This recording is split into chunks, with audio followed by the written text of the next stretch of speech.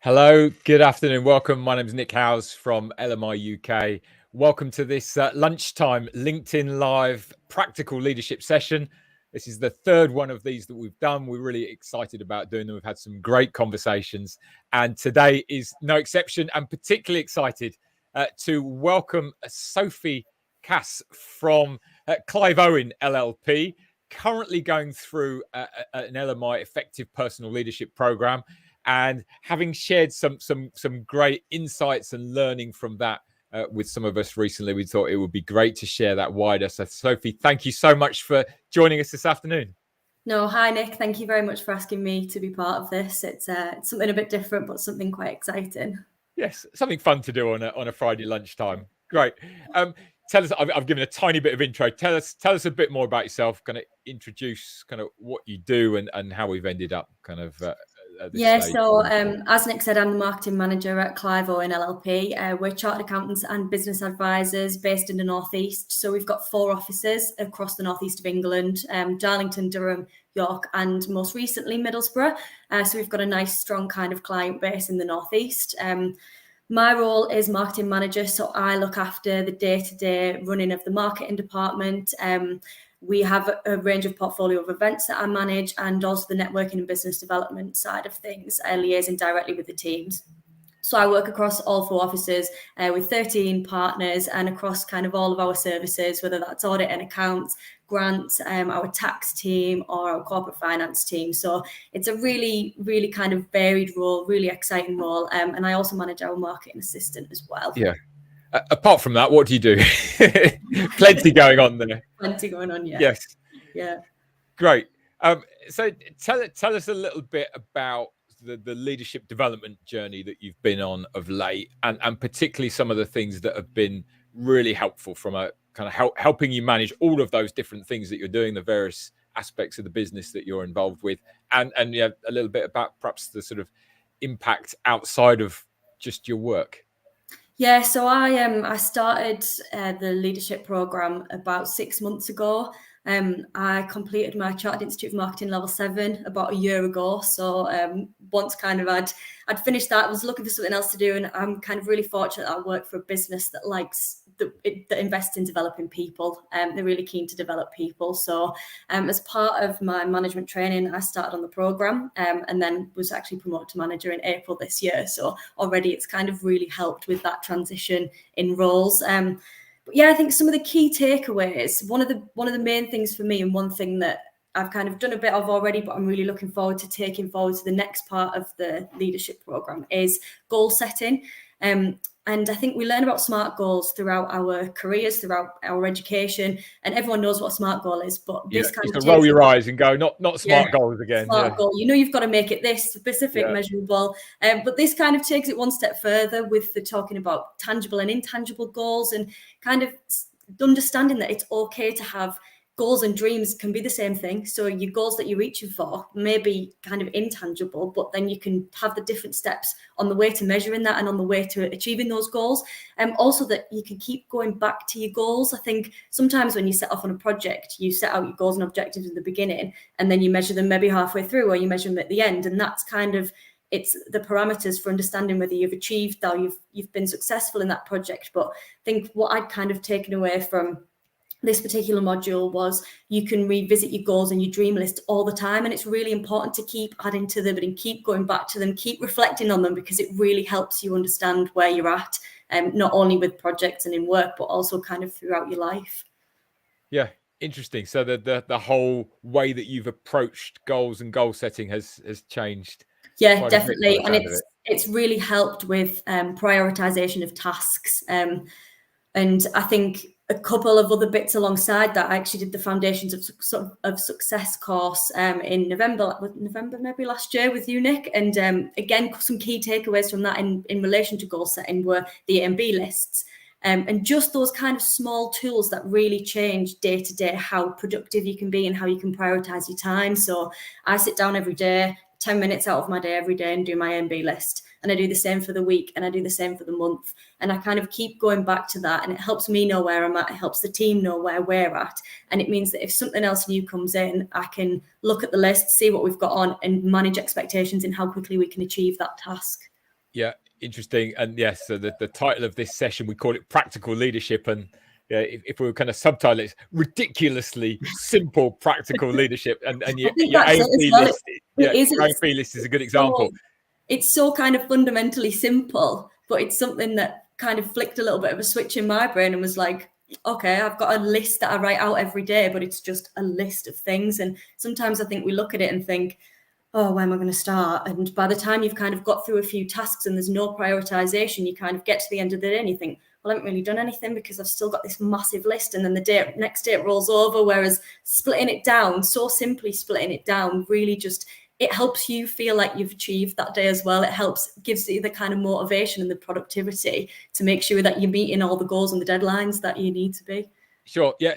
Tell us, because some people won't be aware of the sort of the A and B list as we kind of share it on that foundations workshop that we do. So tell us really practically what's the A list for, what's the B list for, and how are you using that? I use it in a list, things that need doing today, or for the week, or for the month, and the priority tasks. And then I kind of split that down even further and do them in order of priority, so I know exactly where to start.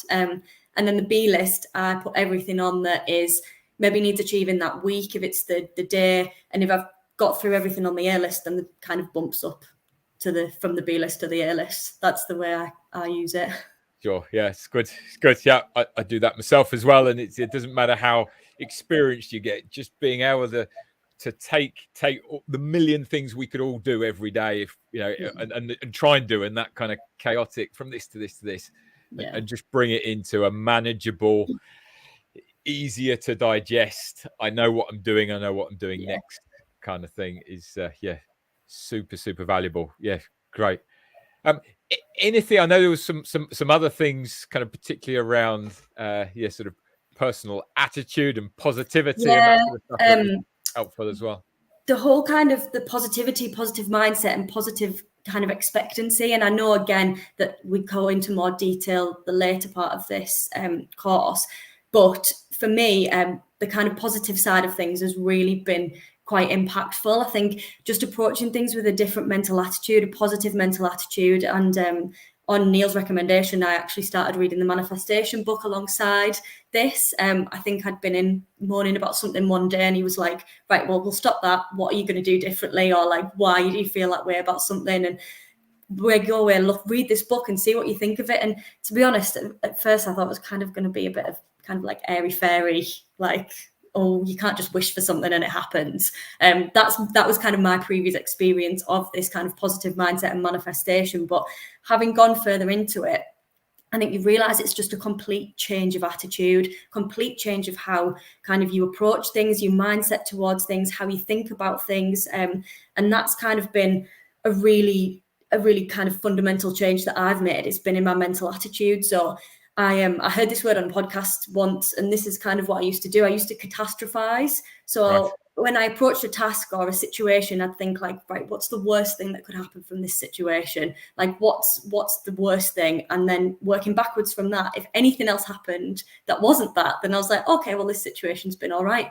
But obviously that fills you with anxiety because you're worried about the worst thing that's going to happen. And you're kind of already setting yourself up to fail at that point, I've now realized. So kind of flipped it on its head and I've given it a new name of positive eyes, to do the complete opposite. And that positive expectation, you approach something with belief in yourself, belief that you can do it, and just for the best possible outcome. And for me, I've found that kind of completely has changed the way that I approach tasks, the way I feel about tasks, throughout kind of everything in my life. So it's given me more confidence at work. It's made me kind of a less anxious person because I'm expecting a nice outcome, expecting a good outcome from every situation. And kind of as I've gone through over the last sort of few months, you kind of hear people say things like, oh, I can't do that. Or I coach a netball team and people say, I can't shoot. And I'm like, that's because you think you can't shoot. And that would have been me a couple of years ago, even a couple of months ago. I'd be like, oh, I can't do that. Whereas now it's just flipping that internal language and realizing that you can reprogram your brain to think that way. And I mean, I know I've still got a long way to go with it, but that's kind of a really fundamental change that I've made that I've found really helped me understand myself more, be a more confident person. Hopefully I can take that forward in leadership. Yeah. Interesting. And fantastic. Those simple shift of mindset. And again, it's from our point of view, it's the kind of complexity and excitement of leadership. It's kind of making sure you've got a good clear list of what you must do and do if possible for the day, as well as mindset and attitude and expectation. Knowing you can achieve it. And all that sort of stuff. It's sometimes some of those things, so we kind of get into things like sort of affirmation, visualization, positive mindset, expectancy, etc. It can be something that occasionally someone might go, well, that's all a bit kind of up in the clouds, that's not for me. Did you kind of take to that really quickly? Has that been a journey? What's the I listened to a podcast, I think it was the High Performance podcast, and that's where I kind of thought, okay, this isn't what I thought it was going to be. And I've kind of slowly, I thought, I'm not going to rush into it. I'm not going to try and do everything all at once, but slowly tried to make those changes. So looking at affirmations, looking at those sorts of things. But I think fundamentally, it's what works for you. There's a way of doing it, and there's a way a lot of people do it, but it's what works for you. Do you need to do it? How often do you need to do it? How often do you need to look at it? And I found of kind of just doing it slowly and changing the language in my brain is kind of where I started. And now I just find myself thinking of the positive rather than the negative. It's kind of, I've been doing it for a couple of months now, and it's kind of flipped a switch in my brain. So there's a lot more that I'm looking forward to doing with it. Sure. Yeah. Fantastic. Sophie, can I ask you a question around, so you recently became a manager. Yeah. And in terms of kind of other really practical day-to-day things that if you do help everything to work better, both for you and the team that you manage and the various kind of projects and activities. So it's not just the team you manage, all the other people in the business in those aspects that you're interacting with continually. Yeah. What are some of the things that really make a difference if you do them, and you kind of notice if you don't do them I think goes well? I think some of that, the kind of personal responsibility kind of fits in with that in some of the bits that you kind of learn. I mean, it all kind of comes together for me. And I guess that's obviously it's the point of the leadership program in general. But I found the personal responsibility module quite useful in terms of taking into account not only taking responsibility for your actions or what happens, but also understanding how you feel towards things and how you receive information, and then flipping that on its head, and how do other people perceive and receive information that you give out. So I guess in line with that, and it's kind of communication styles. It's all of these things have built up to help with my communication styles and how I interact with the teams. So as you said, I'm working across 4 offices with 12 partners. We've got 120 members of the team. So there's a lot of people to deal with, and a lot of kind of people that work very differently, have different feelings towards things, understand different levels. So for me, going through kind of all of these different tools has really helped me understand myself and kind of get an insight into kind of how I think other people will receive that information, and understanding that it might not always be taken in the way I intend it to. So you've kind of got to take that into consideration. And also when people are kind of firing in different jobs or different things, or they've got an opinion on something that we're doing in the marketing team, it's not kind of taking that personally. It's communicating with them what we're doing, why we're doing it, finding out what their thoughts are. So I think it's really improved my communication skills. And I've always said that I'm quite a good communicator. I'm very much a people person, but I think you kind of get an insight into totally who you are. And then that helps you project the best version of yourself with other people so that you can work effectively with them. Yeah, for sure. Yeah, and sometimes it's a little bit intangible, isn't it? Being better communicator, but as you say, paying a bit more attention to other people's viewpoints, creating a bit more space for people to share their ideas, valuing those ideas, all of that sort of thing. Yeah, and again, from our point of view, often find that the organizational skills lead very directly into the communication and the leadership skills with people, because when you feel more organized, you're able to take a calmer approach, think about the people you're interacting with. How do I deal with them in a way that sets everything up better, that's clearer, that's more inclusive, more empowering, all those sorts of things. Yeah, interesting. Interested, are you noticing some of the things that you're experiencing in terms of positive change? Is that having an impact on others around you? How are they seeing that? I think I mean, it's been a busy time for our team, and it's been a busy time for me personally the last kind of couple of months. So I think the course has definitely helped me navigate through some of that. And I think just some of kind of those different tools. I was obviously made manager. We've had a very busy time at work. I got married. So there's been a lot of different things kind of go on. And I think definitely within the team, you can see a difference. I think I notice a difference because I notice if someone said something negative, I'd probably pull them up on it now. I notice a difference kind of in my family with the netball team. I'd be like, no, you can do this. It's that kind of, the positivity aspect has definitely made a difference. And I think you just, hopefully going forward, we can be a lot more productive. We're a very productive department, but we can be a lot more productive as a team, and we can really make some kind of positive influence. Yeah, fantastic. Great. And yes, you got married recently. Fantastic. Congratulations. Yeah. Yeah. How is, so take the work stuff aside, what are you learning about and what's been helpful to you sort of from leading yourself? Again, it's a well-known LMI mantra. You lead yourself before you lead others. And from our perspective, I know we should give a shout out to Neale Carter, who you've been working with and has worked with Clive Owen for many years across leadership development and other aspects of the business. And I know he's done a great job, and that relationship has been really valuable. Yeah. So yes, shout out and congratulations to Neale for all of that work.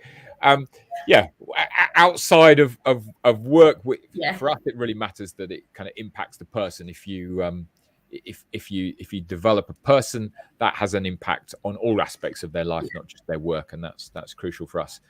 Could you say a little bit about that, netball and marriage and life in general and all that sort of stuff? I do have quite a busy kind of outside of work life. I always have. I run a netball club, and we've got 2 teams in 2 different leagues. I also recently, for the last couple of months, I've been volunteering with the Girls Network. So I've been mentoring a year 10 student and kind of just going through some of the challenges that she's facing. And I think the difference in kind of all of these things, I mean, I used to be the kind of person that would just say yes to everything. If someone asked me to do something, I'd be like, yeah, that's a great opportunity. Or yeah, I'll do that for you. I'll do that favor. And I'd just kind of go through saying yes. And then all of a sudden reach a point where I kind of hit a bit of a burnout.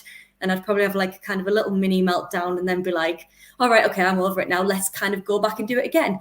And I think it's that thing of that burnout isn't okay, really. It's something that you should never really get to that point of. And I think it's something that, definitely in the workplace, I feel like I've never had a better work-life balance in this role, which is really great. And Clive Owen are really supportive in terms of things like we've got different initiatives like flexible working and 9-day fortnight. So if I do all my kind of 10 days worth of hours in 9 days, I can have a day off every other week, which has been amazing. It was amazing when I was studying, when I was getting married, just for all those kind of jobs that you maybe don't have the chance to do on a weekend that you can do during the week, knowing that you've done all the work and it's kind of like an extra day off. It's brilliant.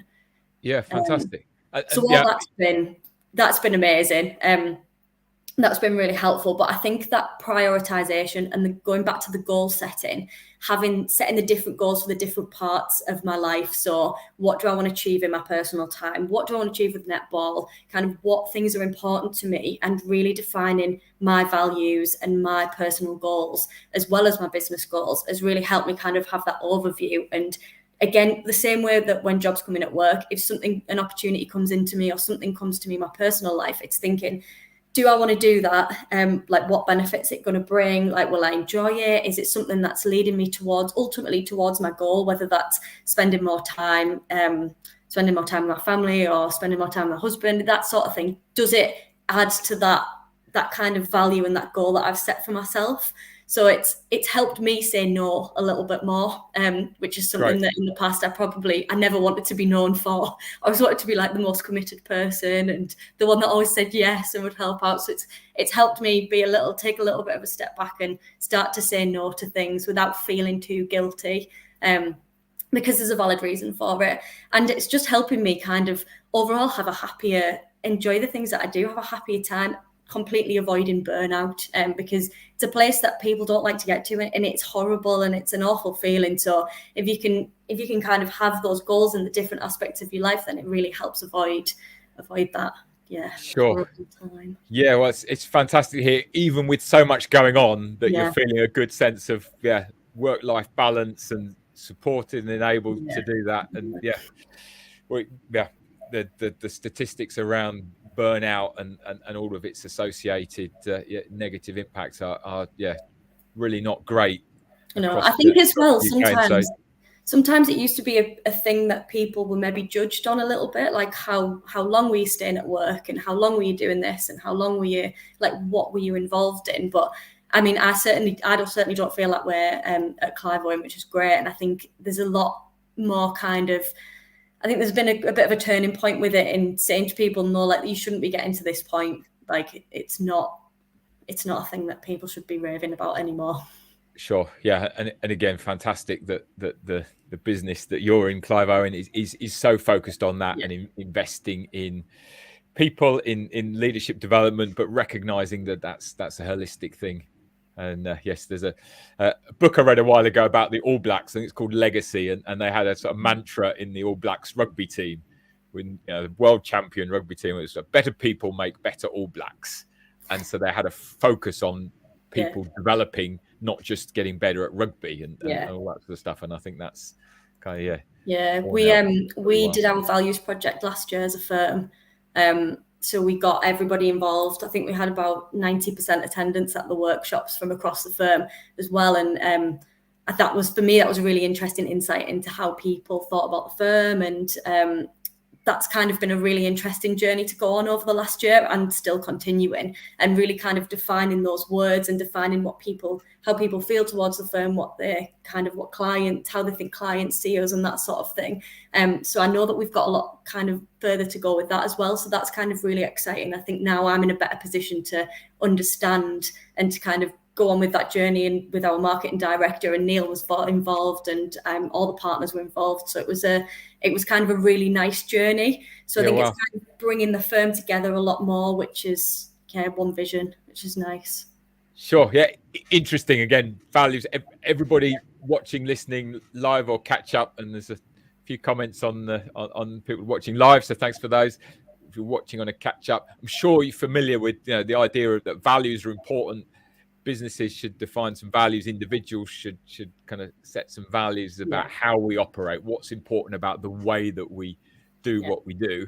Again, there's always a danger with that sort of thing, that it becomes a thing that was done, an exercise, and now it's on the wall but doesn't impact. As that exercise and getting so much involvement, has that begun to make an impact to the day-to-day? I think it is now. It's again, a values journey. It is sometimes quite a slow process. I mean, I think we did about 7 or 8 workshops across the 4 offices, so they had to be spread out over kind of 1 or 2 months, with different people delivering them. So I delivered a couple of them. My manager Bridget, marketing director, delivered some. We delivered them with HR, which was really nice to be able to partner with them on kind of this project. So we kind of came up with words associated with the values, and then the values themselves. So we kind of have the words that define some of the behaviours and things alongside the values, which are on the walls, and they are visible for everyone. We've started using them a little bit more. We've started using them with our recruitment. We use them in a piece of software we are developing at the moment, and then we kind of talked about them throughout our away day, which we did recently. And I think people don't just see them as something that's on the wall. I think there's still more to do with embedding them into the business, but obviously this takes time. It can take years to really kind of be able to come to embed them fully with everybody. Yeah, that's so good. So it's not just something we did at an away day, or and not something that we brought someone in to do who said, these are your values, there you go. It was very much kind of involved. We got them thinking about their personal values to then think about the company values, or what might be the company values. Fantastic. That's an absolutely brilliant way of doing that, and having so much involvement, as opposed to that sense of, this was something that was done to us or for us, or at us. This was something we did together, and directly involved in. Fostering just great leadership to foster this sense of we're a community, a family. We live together and work together in the business sense, and that it matters how we show up and how we treat one another, and how we treat our customers, all that sort of stuff. Fantastic. Yeah, really good. So much on that. Could dig into. It's amazing how quickly this half an hour goes with just a few minutes left. Just one of the things you're saying a bit earlier about knowing what to say no to. And you mentioned that you'd come to the Foundations of Success workshop, and this is my chance to play with my little banner. I'm going to roll it across the bottom, and it's an introduction to some of these ideas, and Sophie's mentioned them, and it's great. And there's the web address on the bottom there. The first 2 places for any UK organisation are free. So if you've not been to one of those, have a look, book on, because we'd love to share some of those ideas with you. We do a pre-course questionnaire for that before people come. I don't know if you remember this, Sophie. Yeah. And what are the things that are of greatest challenge that if you could make a difference, if you could improve at, would have the biggest impact? And yes, things like personal motivation and goal setting and too many meetings and email overload and all sorts of stuff. 2 that consistently come out as kind of greatest challenges are attempting to do too much and difficulty saying no. So interesting that that's something that you've kind of really made some progress on, and confidence to know I'm saying no to this, which means a yes to something else that I've decided is important. I think that's and being able to tell people why you've either not got time or for whatever reason. It's having the confidence to know that it's the right decision. It's the right decision for you and your goals. And sure, yes, I love that. I think it's really important, that whole process of developing leadership skills, leadership qualities, leadership behaviors is being conscious about what we choose to do and why we choose to do that, as opposed to unconsciously we can get caught up in all sorts of things. And in life, at work and outside of work, it can just become busy rather than focused, productive. Like the things that you said around the impact. Feel happier, feel doing valuable things, and by no means giving the impression that you're not doing lots still, but but the capacity doing can be high. Doing lots well rather than doing too much. Yes, quickly. Definitely. Doing fewer things at a higher quality that add important value. Thank you so much. Is there anything else that you'd like to say? So kind of reflecting on your day-to-day leadership responsibilities, the leadership development program that you've been working with Neale on, or just anything else that you feel is kind of useful wisdom to pass on to I think listening. A lot of it is just self-belief and self-confidence. And I found the first 6 months, the first 6 modules of this program to really learned a lot about myself, probably more than I thought I would learn.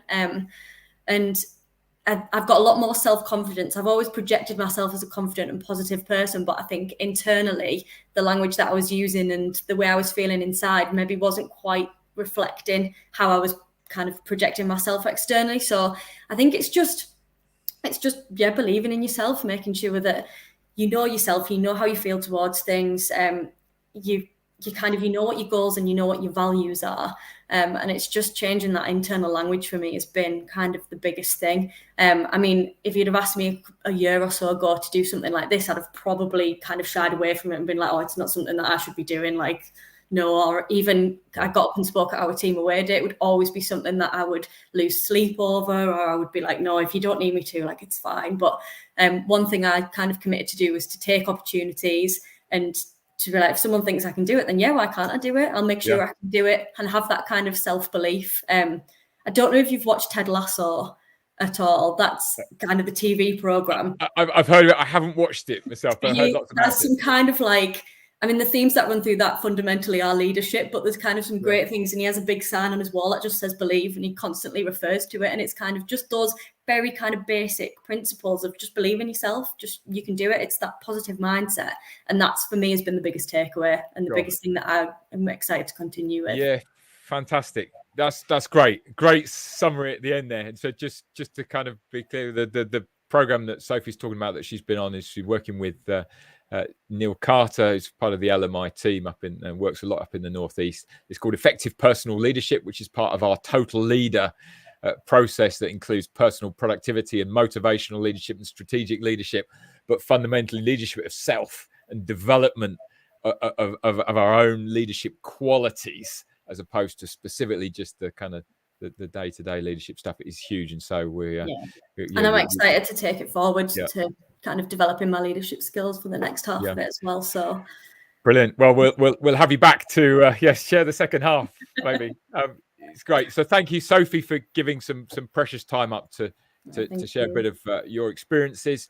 Thank you to Clive Owen LLP for investing in you, and that ongoing relationship is, it's not just yourself, it's lots of others that have been part of that as well, and for allowing you to come on and give some of your time to do this. Really good. Hope you've enjoyed the conversation. Those of you listening, we'll do another one of these in a couple of weeks' time, so keep your eyes peeled on our LinkedIn page, and we'll publish details of when the next one is. Good stuff. Thanks very much. Thanks. Bye-bye.